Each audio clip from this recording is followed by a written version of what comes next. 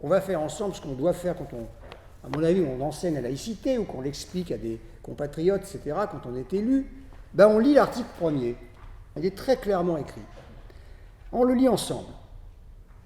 L'article 1er de la loi du 9 décembre 1905. La République assure la liberté de conscience. Elle garantit le libre exercice des cultes sous les seules restrictions édictées ci-après dans l'intérêt de l'ordre public.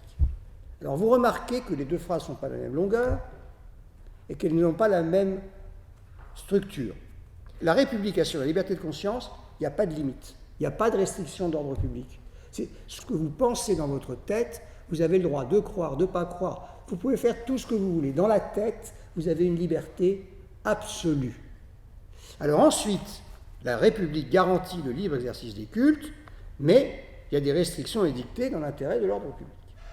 Alors, je ne vais pas vous poser la question comme ça, mais je vous la pose pour avancer dans notre conversation. Qu'est-ce que ça veut dire le libre exercice des cultes? Moi, jusqu'à il y a 3-4 ans, je pense que comme vous, je me disais, c'est le droit d'aller à l'église, à la mosquée, au temple, à la synagogue, prier. C'est ça, mais c'est pas que ça. Alors bon, c'est pas que ça? Non, c'est pas que ça. Pourquoi? Pourquoi je peux dire ça? Parce que je suis allé regarder les débats parlementaires. On pose la question à Aristide Briand, ça veut dire quoi le libre exercice des cultes? Alors Aristide Briand était un orateur prolifique. Il partait dans des envolées, des minutes, des dizaines de minutes, des heures de discours. Et là, il dit deux phrases. Il dit, c'est la manifestation extérieure de la foi, c'est le terme juridiquement consacré. Donc je pense qu'il avait il avait un conseiller derrière lui qui lui a dit, vous dites pas plus que ça. Et alors quand il dit, c'est le terme juridiquement consacré, moi qui suis juriste de formation, je dis, il doit y avoir une jurisprudence. Donc je suis allé dans les sous-sols de la bibliothèque Cujas à Paris, retrouver les vieux Dalloz d'avant 1905, et je suis tombé sur un trésor qui disait quoi? Il y avait avant, dans le code pénal, une disposition qui disait, si quelqu'un fait pression sur vous pour vous empêcher d'exercer votre culte, cette personne risque l'amende ou la prison. Et alors du coup, le juge a défini ce que ça voulait dire. Par opposition à la liberté de conscience, qui est ce que vous pensez dans votre tête, et qui ne se voit pas, et qui ne s'entend pas. Le libre exercice des cultes, c'est toute manifestation extérieure. Donc si vous sortez de cette salle aujourd'hui, et que vous avez une grosse croix sur votre poitrail, ou une kippa, ou un voile, eh bien, individuellement, parce que vous montrez votre culte à l'extérieur, vous exercez votre culte. Et ce qui veut donc dire que l'exercice du culte n'est pas que collectif. Et il n'est pas que dans un lieu de culte. Il est toute manifestation extérieure de la foi. Mais ce qui est encore plus intéressant, c'est que ce fameux article du Code pénal, qui punissait toute contrainte, toute pression pour empêcher l'exercice d'un culte, va aussi punir, et va être mis dans la loi de 1905, c'est l'article 31, pour punir aussi toute pression pour exercer un culte. Donc si on vous force à porter un voile, une kippa, une croix, ou si on vous en empêche quand vous avez le droit, vous êtes passible d'amende ou de prison.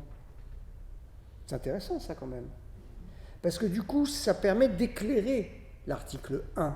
Parce que le vocabulaire de l'article 1, il vient d'un article du Code pénal d'avant 1905.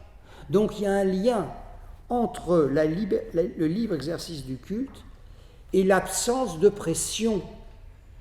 C'est-à-dire que si on me demande dans une classe, on me dit c'est quoi la laïcité? Eh bien la laïcité, c'est le droit de croire, de ne pas croire, sans pression. Car si quelqu'un exerce une pression sur vous, cette personne peut aller en prison. Et si vous exercez une pression sur quelqu'un, vous pouvez aller en prison. Et ça, c'est fondamental. Et ça a été totalement oublié des dirigeants politiques, des ministres de l'Intérieur, de la Justice, de l'Éducation nationale, depuis des décennies.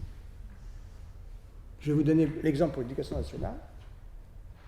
C'est que ça a été tellement oublié que dans la loi Blanquer de 2019, il y a une clause en cas de pression à l'école.